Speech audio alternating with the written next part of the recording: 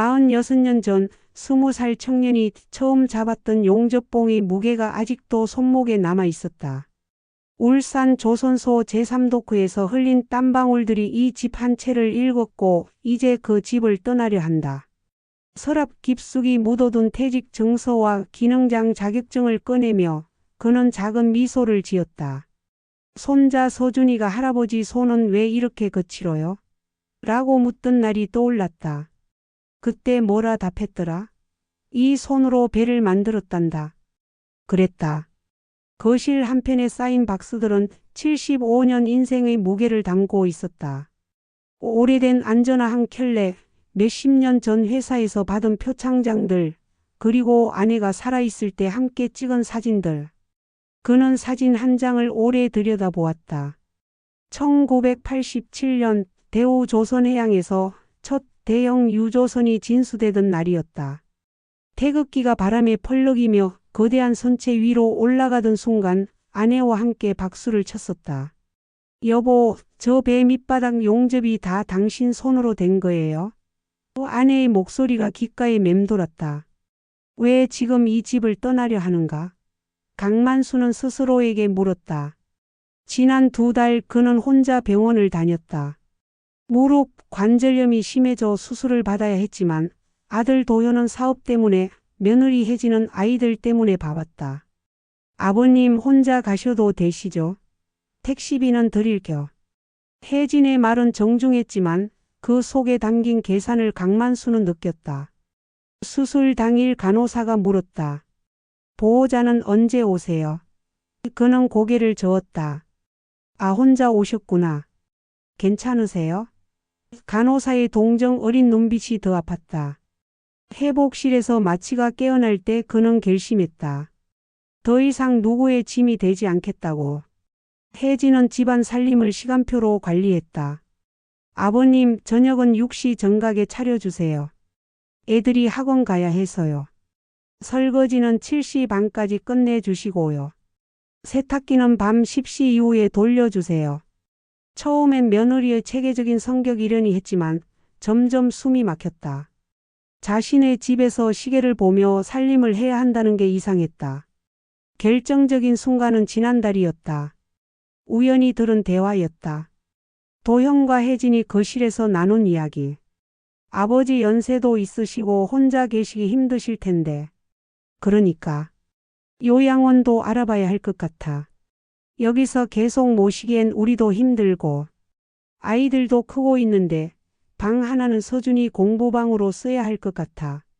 응. 좋은 곳으로 알아보자. 강만수는 그 말을 듣고 가슴이 철렁했다. 요양원. 자신이 평생 모은 돈으로 산 집에서 자신이 요양원에 갈 계획을 자식들이 세우고 있었다. 그날 밤 그는 등기부등본을 다시 들여다보았다. 소유자 강만수. 1999년 12월 IMF 외환위기가 한창일 때 샀던 이 집이었다. 조선소에서 정리해고 바람이 불었지만 그는 살아남았다. 기술이 있었기 때문이다. 하청업체들이 줄줄이 무너졌지만 그의 용접 실력만은 인정받았다. 강기능장만큼 TIG 용접 깔끔하게 하는 사람 없어. 현장 소장의 말이 자랑스러웠다. 2000년대 중반 해양 플랜트 붐이 일었을 때는 후배들을 키우느라 바빴다. 젊은 용접사들에게 불꽃의 색깔을 봐라. 노란색이 나오면 온도가 높은 거고 파란색이 나와야 제대로 된 거다라고 가르쳤다. 그들이 기능사 자격증을 따고 정규직이 될 때마다 그는 뿌듯했다. 조선해양 산업의 황금기, 우리나라가 세계 1위 조선 강국이 되는데 자신도 한몫했다는 자부심이 있었다. 그런데 지금은 어떤가? 강만수는 부엌으로 갔다. 혜진이 벽에 붙여놓은 집안일 스케줄표가 눈에 들어왔다. 월요일부터 일요일까지 청소와 빨래와 요리 시간이 분 단위로 적혀 있었다. 자신의 이름 옆에는 아버님이라고 정중하게 쓰여 있었지만 그 정중함이 더 서늘했다. 전화를 걸었다. 부산의 부동산 중개사에게. 여보세요. 울산 남구 삼산동 아파트 매매 문의드리고 싶어서요. 네, 몇 평 정도 되시나요? 33평이요. 그런데 급하게 처분해야 해서 시세보다 조금 낮춰서라도. 아, 그러시면 한번 나와서 확인해 보겠습니다. 며칠 후 중개사가 다녀갔다. 시세가 4억 5천 정도인데 급매로 하시면 4억 정도면 될 것 같습니다. 강만수는 고개를 끄덕였다.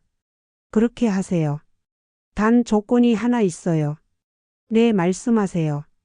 매매 대금 중 일부를 기술 장학생 후원에 쓰고 싶어요. 그런 분 있나요? 그 중개사는 잠깐 놀란 표정을 지었다가 말했다. 아, 그럼 제가 아는 재단에 연결해 드리겠습니다.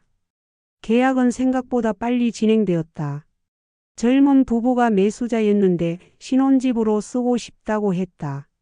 강만수는 그들을 보며 옛날 자신과 아내의 모습을 떠올렸다. 잘 써주세요. 그가 말했다. 이 집에서 좋은 추억 많이 만드시길. 잔금일이 다음 주로 잡혔다. 이사는 그 다음 날 하기로 했다. 갈 곳도 정했다. 통영이었다. 바다가 보이는 작은 원룸을 얻었다. 왜 통영이냐고요? 부동산 중개사가 물었을 때 그는 답했다. 바다 냄새가 그립거든요. 통영은 조선소와 가까운 곳이었다. 대우 조선해양 거제 조선소가 바로 건너편에 있었다.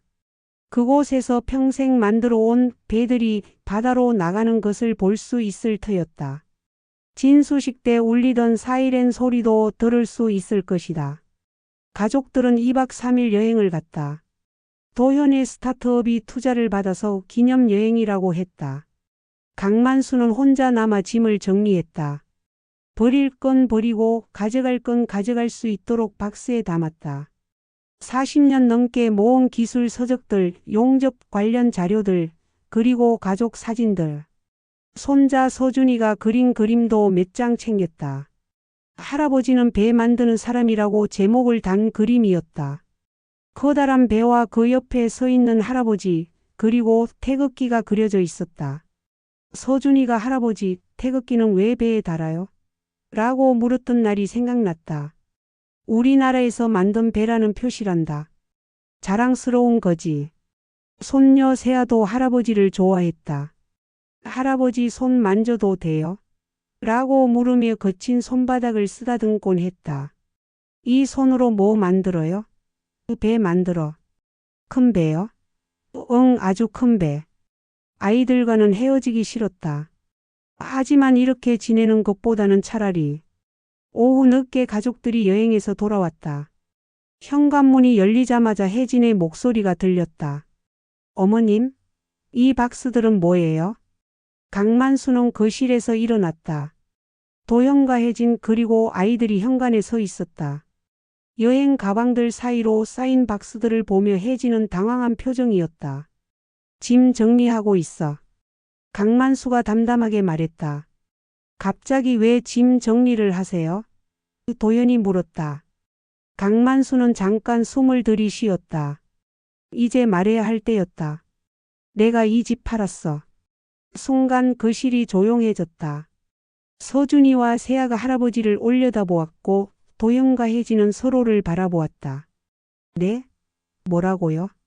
혜진의 목소리가 떨렸다. 집을 팔았다고 했어. 잔금은 다음 주에 받고 그 다음 날 이사 나갈 거야. 도현이 앞으로 나섰다.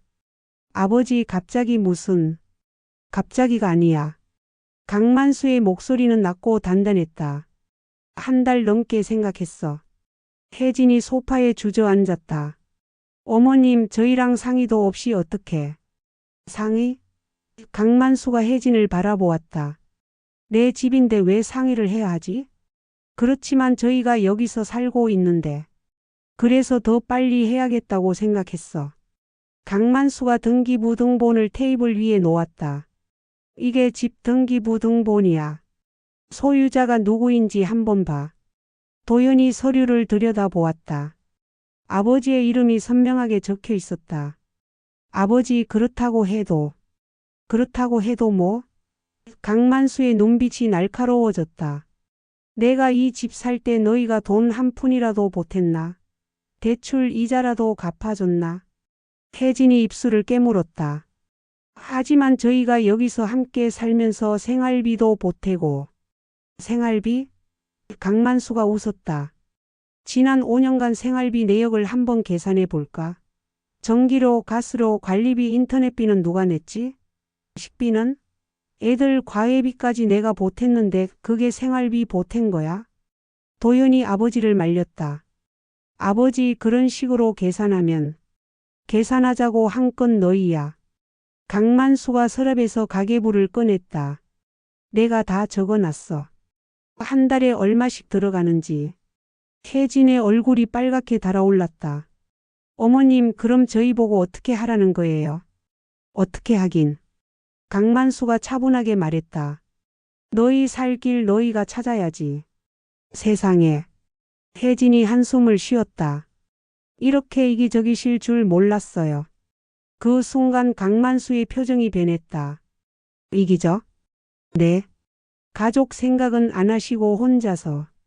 가족 생각 안 한다고? 강만수의 목소리가 높아졌다. 내가 언제부터 가족 생각 안 했나?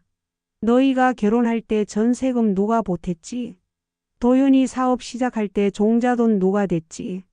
애들 학용품부터 옷가지까지 누가 사줬지? 도윤이 아버지의 어깨에 손을 얹었다. 아버지 진정하세요. 진정? 강만수가 아들의 손을 떨어냈다. 내가 수술 받을 때 너희 중에 누가 병원에 와줬나? 혼자 택시 타고 가서 혼자 수술 받고 혼자 회복실에서 깨어났어. 그때 가족은 어디 있었나? 혜진이 변명하려 했다. 그때 저는 세아가 독감에. 핑계야 핑계. 강만수가 손을 저었다. 정말 급한 일이면 시간을 내는 거야. 안 낸 게 아니라 안 낸 거지. 서준이가 할아버지에게 다가왔다. 할아버지 어디 가세요? 강만수의 표정이 부드러워졌다. 통영으로 갈 거야. 통영이 어디예요? 바다가 보이는 곳이야. 할아버지가 만든 배들이 다니는 바다. 세아도 옆에 섰다. 저희도 같이 갈 수 있어요? 강만수는 손녀의 머리를 쓰다듬었다. 언제든지 놀러와. 할아버지가 맛있는 거 해줄게. 혜진이 일어났다. 어머님 정말 이렇게 하실 거예요? 저희 보고 어디 가서 살라는 거예요? 너희 부모님 댁도 있지 않나? 강만수가 말했다. 거기서 잠깐 지내다가 집 구하든지. 세상에. 혜진이 도연을 바라보았다. 여보 뭔가 말 좀 해봐요. 도연이 난처한 표정으로 아버지를 바라보았다. 아버지 이사까지 갈 필요는 없지 않나요? 우리가 잘못한 게 있으면 고치고. 고치고? 강만수가 쓴 웃음을 지었다. 지난달에 너희끼리 요양원 얘기하는 거 다 들었어. 도영과 혜진의 얼굴이 굳었다. 아버지. 내 집에서 내가 요양원 갈 얘기를 듣게 되더라고. 강만수의 목소리가 쓸쓸해졌다. 그때 깨달았어. 아 나는 여기서 짐이구나. 혜진이 급히 말했다. 그건 나중 일을 생각해서 한 얘기고. 나중 일? 강만수가 고개를 저었다. 나중은 내가 정할 거야. 내 남은 시간은 내 것이거든. 그날 저녁은 조용했다. 도형과 혜진은 방에서 속삭거리며 이야기했고 아이들은 할아버지 방에 와서 함께 있었다. 서준이가 물었다. 할아버지 정말 가야 해요? 응 가야 해. 왜요? 강만수는 손자를 바라보았다. 할아버지가 젊었을 때 큰 배를 만들었어. 그 배가 바다로 나갈 때 정말 자랑스러웠거든. 그런데 여기 있으면 그런 기분을 잊어버릴 것 같아서. 배 만드는 곳으로 가는 거예요? 그래. 배들이 태어나는 곳 말이야. 세아가 할아버지의 손을 잡았다. 저희 보고 싶으면 어떻게 해요? 전화하면 되지. 그리고 방학 때 놀러와. 이틀 후 잔금날이 되었다. 부동산 중개사와 함께 매수자 부부가 왔다. 서류에 도장을 찍고 열쇠를 넘겨주었다. 통장에 4억이 들어왔다. 그중 5천만 원은 기술장학재단에 기부하기로 했다. 조선해양 분야 학생 1명을 10년간 후원해 주세요. 재단 담당자가 고마워했다. 좋은 일 하시네요. 내가 받은 걸 돌려주는 거예요. 이사 당일 작은 트럭 한 대로 충분했다. 평생의 짐이 그 정도였다. 도연이 와서 도왔다. 아버지 정말 마음 바뀔 생각 없으세요? 없어. 혹시라도 힘들면 연락하세요. 알겠어. 혜진은 아이들과 함께 배웅을 나왔다. 어색한 분위기였지만 세아가 할아버지에게 달려와 안겼다. 할아버지 보고 싶으면 전화 받아줘요. 그럼. 서준이도 할아버지의 손을 잡았다. 할아버지가 만든 배 사진 보내줘요. 그래, 보내줄게. 트럭이 출발했다. 뒤돌아보니 아이들이 손을 흔들고 있었다. 강만수는 창문을 내리고 손을 흔들어 주었다. 울산에서 통영까지는 2시간 반이 걸렸다. 바다가 보이기 시작하자 가슴이 뛰었다. 새내 나는 바람, 갈매기 울음소리, 그리고 멀리 보이는 조선소의 크레인들. 모든 게 익숙했다. 새 집은 바다가 내려다 보이는 언덕에 있었다. 20평 남짓한 원룸이었지만 넓은 창으로 보이는 바다가 시원했다. 멀리 거제 조선소가 보였고 그곳에서 만들어지는 배들이 점점이 떠 있었다. 짐을 정리하고 저녁을 해 먹으며 강만수는 생각했다. 이제 시작이다. 새로운 생활의 시작이다. 며칠 후 동네 슈퍼를 가다가 비슷한 연배의 남자를 만났다. 새로 이사 오셨나 보네요. 네, 울산에서 왔습니다. 아, 조선소 다니셨나요? 네, 용접 일 했습니다. 그럼 기술 자시네요. 여기 그런 분들 많아요. 저도 현대중공업에서 배관 일 했거든요. 이웃 김철수 씨는 3년 전에 통영으로 왔다고 했다. 여기 좋아요. 바다도 보이고 조선소 소식도 들리고 가끔 진수식 사이렌 소리도 들려요. 그 말에 강만수는 반가웠다. 저도 그 소리 듣고 싶어서 왔어요. 김 씨는 근처 낚시 동호회를 소개해 주었다. 다들 현장에서 일하던 분들이에요. 한번 나와 보세요. 강만수는 고마웠다. 혼자가 아니라는 게 다행이었다. 일주일 후 낚시를 따라 나갔다. 배에서 만난 사람들은 정말 현장 출신들이었다. 선박수리공, 전기기사, 배관공들. 모두 바다와 배를 사랑하는 사람들이었다. 강 기능장님, 어느 조선소 계셨어요? 대우조선해양이요. 아, 그럼 고래 등급이네요. 거기 용접 기술은 최고잖아요. 바다에서 낚시를 하며 그들과 나눈 이야기는 즐거웠다. 현장에서의 추억, 힘들었던 시절, 그리고 자랑스러웠던 순간들. 기억나요? 2000년대 초에 우리나라가 조선 1위 된 거? 그럼 그때 얼마나 뿌듯했는지. 우리 손으로 만든 배가 세계를 누비는 거잖아요. 한 달쯤 지났을 때 기술장학재단에서 연락이 왔다. 후원해 주신 학생이 정해졌어요.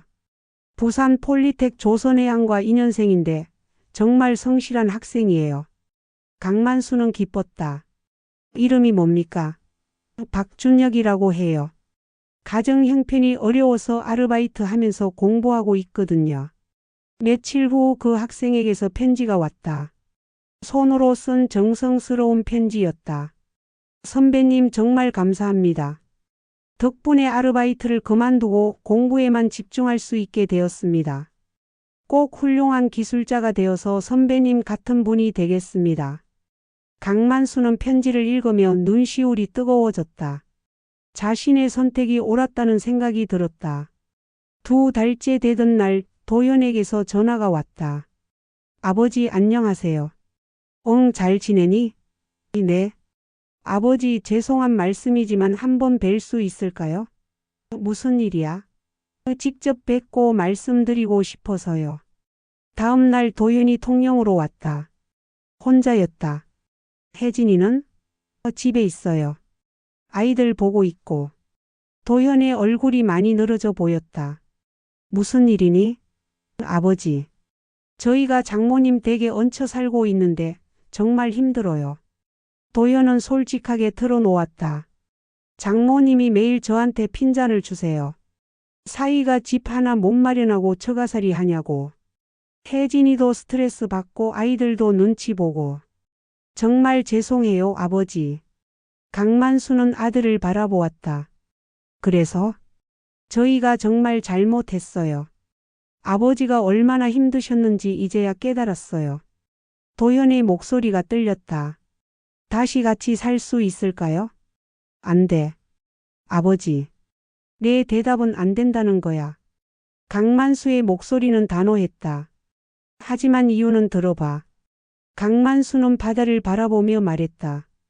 도현아, 내가 어릴 때 자전거 타는 법을 가르쳤던 거 기억나니? 네. 처음엔 내가 뒤에서 잡아줬지.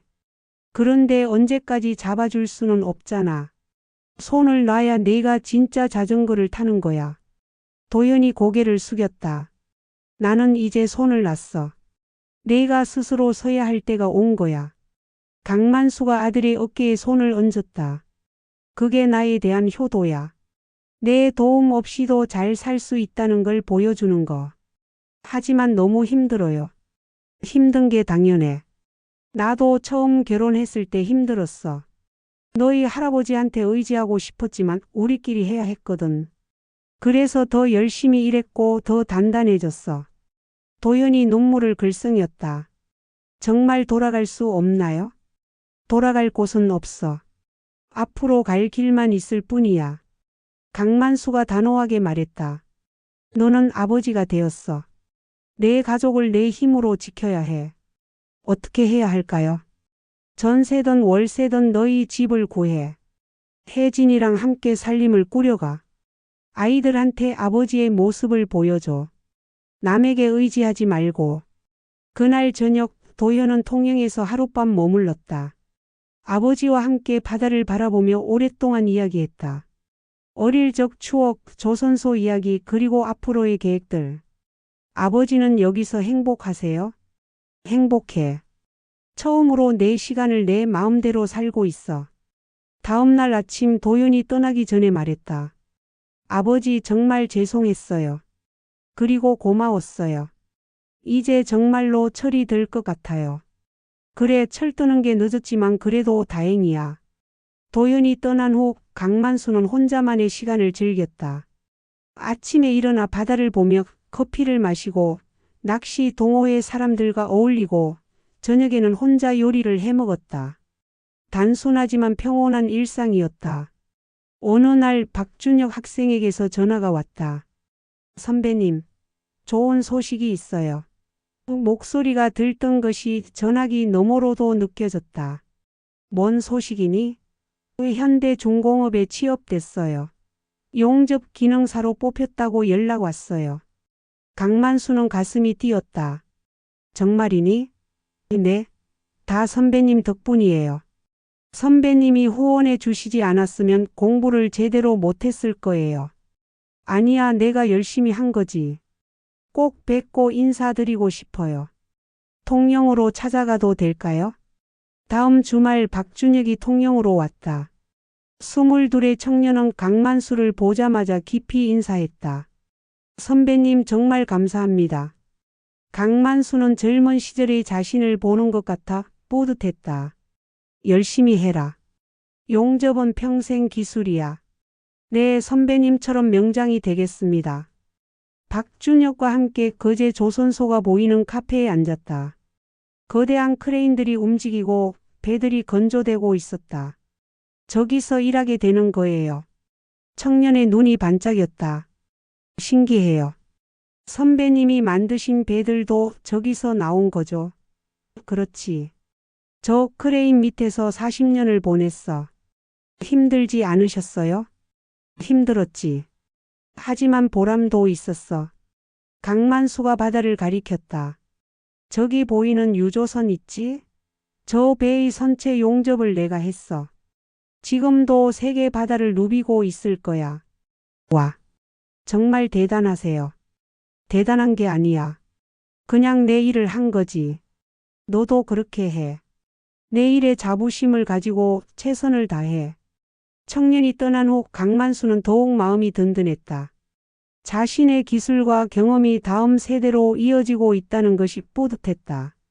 석 달째 되던 어느 날 서준이와 세아에게서 영상통화가 왔다. 할아버지. 아이들의 밝은 얼굴이 화면에 나타났다. 잘 지내고 있니? 네. 할아버지는 어때요? 할아버지도 잘 지내고 있어. 할아버지, 우리 이번 주말에 놀러 갈 수 있어요? 세아가 물었다. 그래. 오고 싶어? 네. 할아버지가 보고 싶어요. 그리고 바다도 보고 싶고요. 좋지. 와라. 할아버지가 맛있는 거 해줄게. 도연도 화면에 나타났다. 아버지, 아이들이 할아버지 보고 싶다고 계속 그래요. 그래, 언제든지 와. 저희가 작은 전세 하나 구했어요. 좁지만 우리끼리 살기엔 충분해요. 잘했어. 정말 감사해요, 아버지. 덕분에 정신을 차렸어요. 그 주말 아이들이 통영으로 왔다. 도영과 혜진도 함께였다. 혜진은 어색해했지만 아이들은 할아버지 품에 안겨 기뻤다. 할아버지, 여기 정말 좋아요. 서준이가 바다를 보며 감탄했다. 저기 배들이 할아버지가 만든 거예요? 일부는 그렇지. 점심을 함께 먹으며 가족들은 근황을 나눴다. 혜진은 아직 어색해했지만 예전처럼 따지지는 않았다. 아이들이 있어서인지 분위기가 화기애애했다. 아버님 혹시 외로우시지 않으세요? 혜진이 조심스럽게 물었다. 외롭지 않아. 여기 좋은 사람들 많아. 그래도 걱정 마. 나는 이제 내 인생을 살고 있어. 강만수가 며느리를 바라보았다. 혜진아, 너도 내 인생 살아. 남편 뒷바라지하고 아이들 키우는 것도 중요하지만 내 꿈도 있을 거 아냐. 혜진이 놀란 표정을 지었다. 저요? 응. 너도 젊을 때 뭔가 하고 싶었던 일이 있었을 텐데. 혜진은 잠깐 생각하더니 말했다. 카페를 하고 싶었어요. 커피 공부도 했었고. 그럼 해봐. 도연이가 이제 제대로 벌면 될 거 아냐. 도연이 고개를 끄덕였다. 혜진아, 한번 생각해봐. 아이들도 크고 있으니까. 그날 저녁 가족들이 돌아간 후 강만수는 바다를 바라보며 생각했다. 이제 정말로 모든 게 제자리를 찾아가고 있는 것 같았다. 넉 달째 조선소에서 큰 선박의 진수식이 있다는 소식을 들었다. 강만수는 김철수 씨와 함께 보러 갔다. 거대한 유조선이 물 위로 미끄러져 들어가는 순간 사이렌이 울렸다. 그 소리를 들으며 강만수는 가슴이 벅찼다. 선체 위로 태극기가 올라갔다. 바람에 펄럭이는 태극기를 보며 강만수는 옛날을 떠올렸다. 자신이 용접했던 수많은 배들, 그 배들 위에 올랐던 태극기들. 우리나라 기술로 만든 배가 세계 바다를 누비는 자부심. 기능장님, 감회가 새로우시죠? 김철수 씨가 말했다. 그럼. 저런 장면을 몇십 번을 봤는데도 여전히 가슴이 뛰어. 우리가 정말 대단한 일을 했던 거네요. 대단한 게 아니야. 우리가 해야 할 일을 한 거지. 강만수가 태극기를 바라보며 말했다. 각자의 자리에서 최선을 다한 거야. 진수식이 끝나고 집으로 돌아오는 길, 강만수는 마음이 평온했다. 자신의 선택이 옳았다는 확신이 들었다. 가족에게 짐이 되지 않으면서도 자신의 존재감을 지킬 수 있는 길을 찾은 것 같았다. 그날 밤 박준혁에게서 문자가 왔다. 선배님, 오늘 첫 출근했어요. 정말 설레요. 좋은 기술자가 되겠습니다. 강만수는 미소를 지으며 답장을 보냈다. 고생해라. 언제든 궁금한 거 있으면 연락해. 5달째 봄이 왔다. 바다에 나가 낚시를 하던 어느 날 강만수는 멀리 보이는 조선소를 바라보며 중얼거렸다. 손으로 나라를 세운다는 게 거창한 구호가 아니었구나. 김철수 씨가 물었다. 뭐라고 하셨어요? 혼잣말이야. 강만수가 웃었다. 그냥 생각해보니까 우리가 각자의 자리에서 버틴 마음들이 모여서 이 나라를 만든 것 같아서. 맞는 말씀이에요. 우리 같은 사람들이 있어서 이 나라가 여기까지 온 거죠. 그렇지. 별거 아닌 것 같아도 각자가 제 몫을 하면 큰 일이 되는 거야. 저녁에 집으로 돌아와 바다를 바라보며 강만수는 감사했다. 지금 이 순간 자신의 남은 시간이 온전히 자신의 것이라는 사실이, 그리고 자신이 살아온 시간들이 헛되지 않았다는 확신이. 핸드폰에 서준이가 보낸 그림 사진이 왔다. 바다 위에 큰 배가 그려져 있고 그 위에 태극기가 펄럭이고 있었다.